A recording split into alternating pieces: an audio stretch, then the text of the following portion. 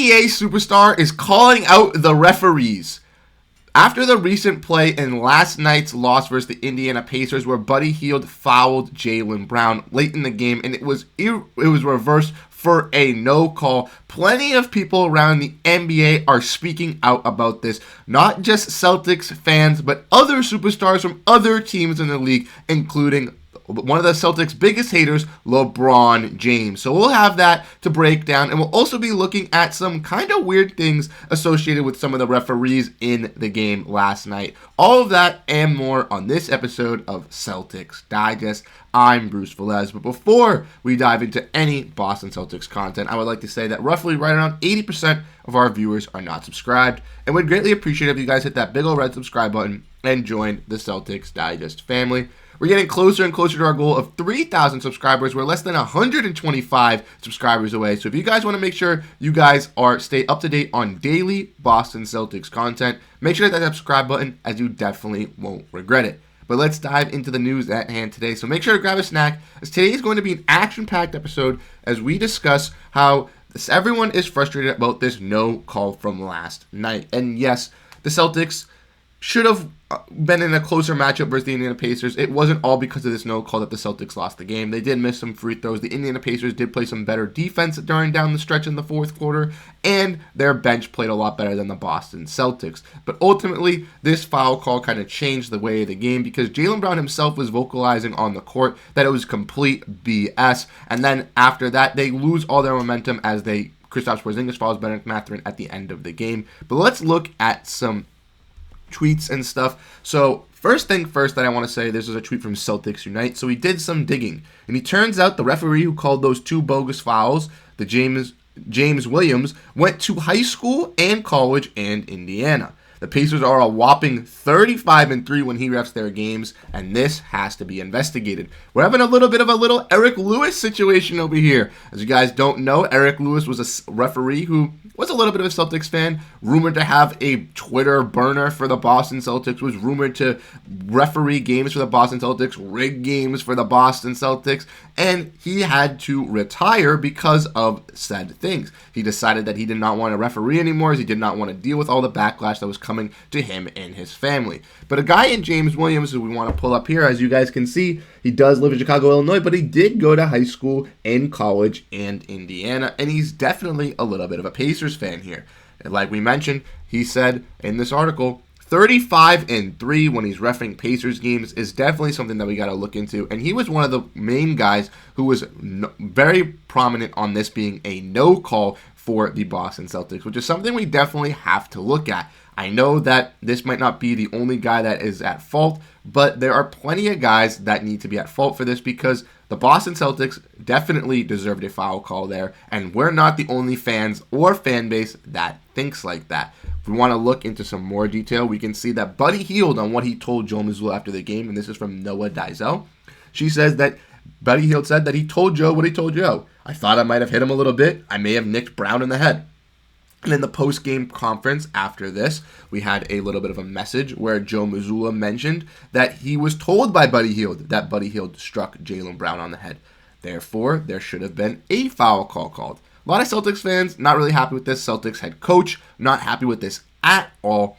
But not just that, other people as well. Jaylen Brown, as you can see from a tweet from B-Ball Breakdown, one of the biggest B-Ball breakdowns, obviously, across all of social media. And they say they were aware of a situation where illegal contact at the head can be ignored if the defender touches the ball first. Then said, the contact with the ball and the head occurs simultaneously, and the foul was reviewed and overturned. One of the worst successful challenges I've ever seen.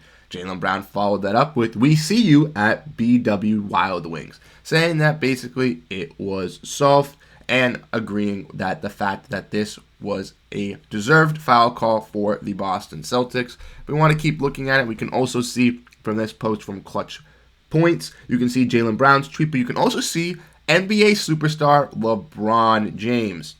LeBron James whose Celtics rival has been for his whole career, as he played on, Cleveland Cavaliers, rivaling versus the Boston Celtics, Miami Heat, and now the Celtics' biggest rival in the Los Angeles Lakers. He even had some things to voice up and say about Jaylen Brown and the referees, saying, "See what I'm saying? It's clearly got hit to the back of the head. They reviewed the play just to review it and say he didn't? Man, what?